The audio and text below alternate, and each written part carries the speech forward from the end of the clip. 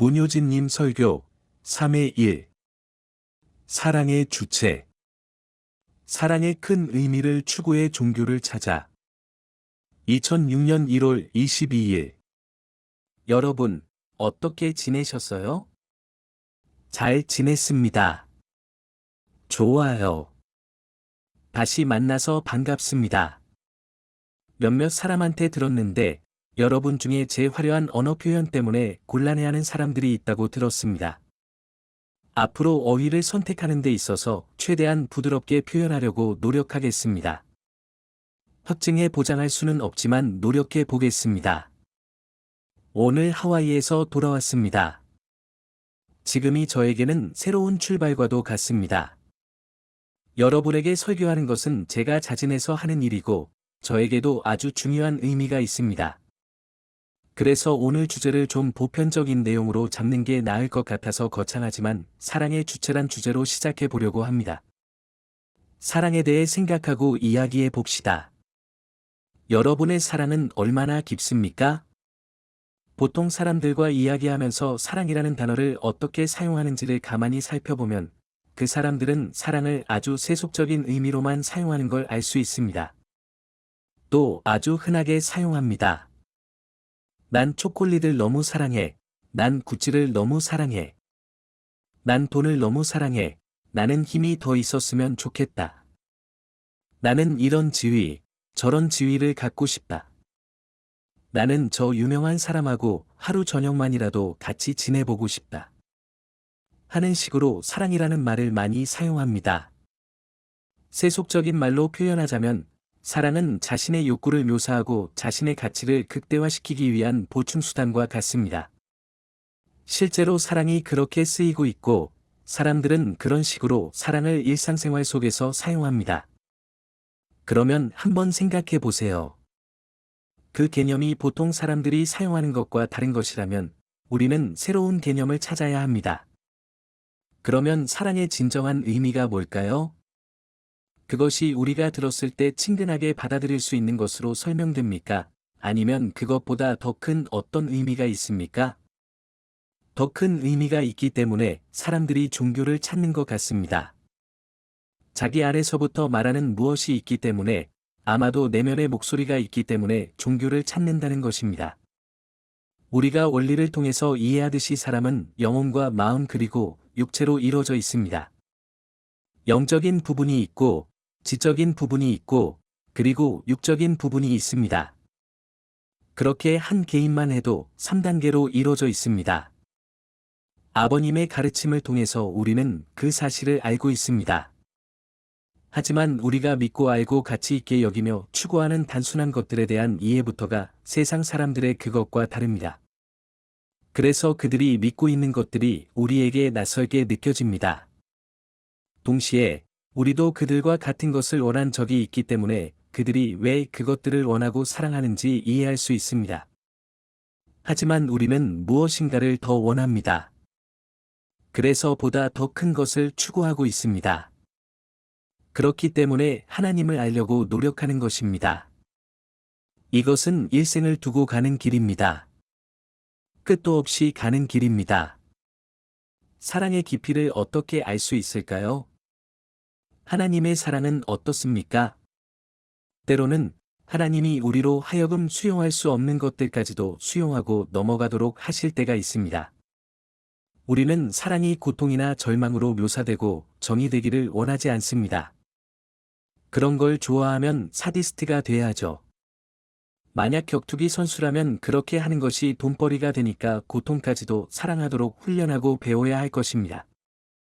우리가 하나님의 뜻길을 따라가고 인생에 있어서 하나님의 뜻을 배우다 보면 그 사랑은 세상 사람들이 생각하는 것과 다르다는 것을 알 수 있습니다. 저도 초콜릿을 좋아합니다. 하지만 너무 좋아하면 살이 찌죠. 돈도 물론 좋습니다. 당연합니다. 돈이 많으면 집 한 채가 아니라 10채도 살 수 있습니다.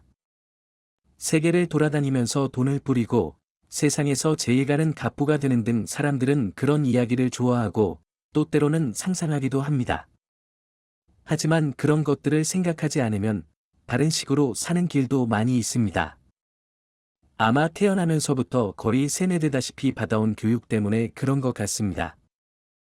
내 마음대로 그렇게 살 수 없고, 그동안 배워온 것과 동떨어져서 살기도 힘듭니다. 그것과 단절되어 살기가 힘듭니다. 이런저런 일들 때문에 역사의 오점으로 남고 싶지 않기 때문에, 그게 몸에 배어 있기 때문에 그렇습니다. 물론 세속적인 것을 추구하고 살려면 그런 길도 많이 있습니다. 하지만 정말로 그렇게 산다면 바뀔 수 없는 숙명적인 핏줄과 제 소속 때문에 저는 역사에 두고두고 기록될 것입니다. 다시 말하면 누가 제 아이의 성을 문에서 홍으로 바꿨다고 하더라도 그 아이들이 영원히 홍씨의 핏줄이 될 수는 없다는 말입니다. 물론 어떤 사람들은 그렇게 할 수도 있습니다. 미친 사람들이 그런 짓을 하지요. 제 허락도 없이 아들의 시신을 화장하고 아들의 마지막 모습을 볼 권리까지도 빼앗아가 버릴 수 있습니다. 그런 짓을 하는 사람들이 있습니다. 그렇지만 그 다음에는 어떻게 되겠습니까?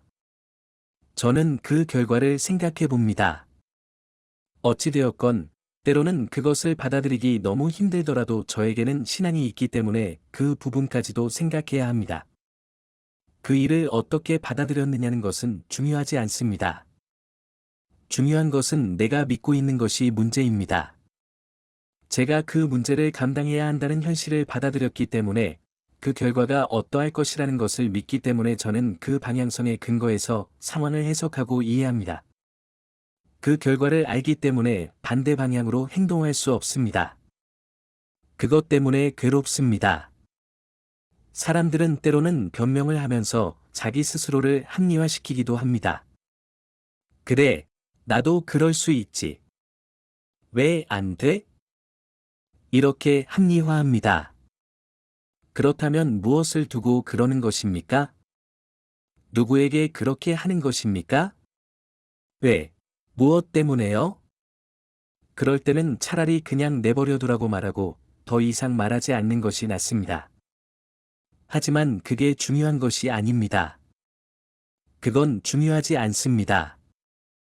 아무튼 오늘 여기 온 것은 제가 원해서 온 것이지 의무감으로 온 것은 아닙니다. 그렇기 때문에 최선을 다하려고 합니다. 의무감으로 하는 게 어떤 건지 잘 압니다. 아주 잘 알죠. 예전에 세계원리연구회 회장을 할 때 8년 정도 매주 일요일마다 의무감으로 그랬으니까요.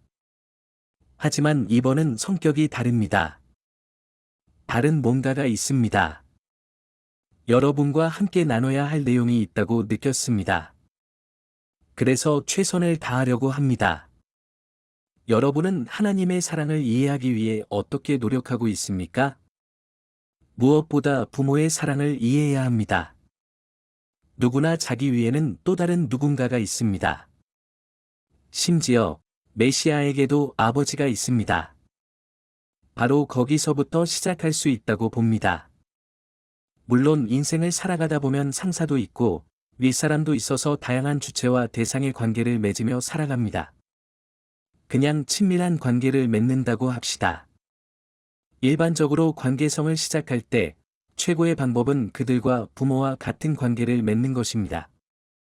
부모와 자식 간의 관계야말로 근본적이고도 원초적인 주체와 대상의 관계가 시작될 수 있는 곳입니다. 그런데 아버지를 이해하기 위해서는 자신을 먼저 알아야 합니다.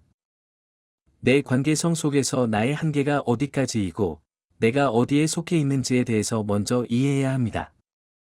물론 제가 만난 많은 세상 사람들은 어떤 지위를 좋아하고 그것을 얻기 위해 뭐든지 하던 사람들이었습니다. 하지만 그것을 얻었다고 해서 끝나지 않습니다.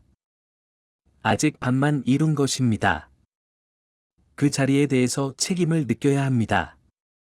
필요한 모든 수단을 동원해서 획득한 자리이기 때문에 그 자리가 요구하는 내용과 그 결과에 대한 책임까지 져야 합니다. 다시 말해서 그 자리에 갔다고 해서 모든 것이 끝난 것은 아니라는 말입니다. 그것은 시작일 뿐입니다. 모든 것은 자기 자신으로부터 시작돼야 합니다. 더 높은 자리나 지위에 대해서 생각하기 전에 먼저 자기 자신을 돌아보십시오. 저는 아버님의 아들입니다. 제 한계는 무엇입니까? 제 자신을 어떻게 정의해야 합니까? 나에 대해 정의를 내릴 때는 자신이 맡은 책임이 어떤 가치를 갖고 있는지를 알아야 합니다. 그러면 내 책임은 무엇입니까? 가장 중요한 책임이 무엇이고, 그 책임의 가치는 무엇입니까? 어떤 기대치가 있을까요? 책임에 대한 가치를 말할 때는 그 자리에 대한 기대치가 연결되어 있다는 것을 생각해야 합니다. 그게 없으면 아무런 의미가 없습니다. 기대치가 있다고 했지만, 기대하는 주체가 누구인지도 모르면서 어떻게 그것의 의미를 알 수 있겠습니까? 다시 말해서 여러분의 주체가 누구입니까? 그 관계성이 우리가 관계하고자 하는 근본적인 관계이기 때문에 거기에서부터 더 위대한 것, 궁극적으로는 하나님까지 이해할 수 있습니다. 아버님이 너무 멀게 느껴지면 어머님이나 다른 사람과의 관계에서부터 시작해도 됩니다. 무슨 말인지 이해됩니까? 예를 들어, 누나가 있다고 합시다. 엄마를 이해하는 방법과 기본적 내용에 친숙해질 수 있게끔 누나가 인도자가 되고 코치가 돼 줄 수 있다면 주체적 관계를 누나에서부터 시작해도 된다는 말입니다. 때로는 이를 순서대로 차근차근 해나가야 합니다. 항상 크고 위대한 것들만 생각할 수 없는 것입니다. 특별히 심각하고 의미 있는 무언가를 원하고 자신의 가치를 정의하고 그 가치를 이루길 원한다면 정말 신중하게 주의를 기울여야 합니다. 그렇죠? 단계를 밟아가며 해야 됩니다. 항상 큰 보폭으로 움직일 수는 없습니다. 혹시 인류 전체로 보면 가능할 수도 있지만 한 개인으로서는 불가능합니다. 그렇기 때문에 가까운 곳에서부터 시작해야 합니다. 구독, 좋아요는 많은 힘이 됩니다. 시청해주셔서 감사합니다.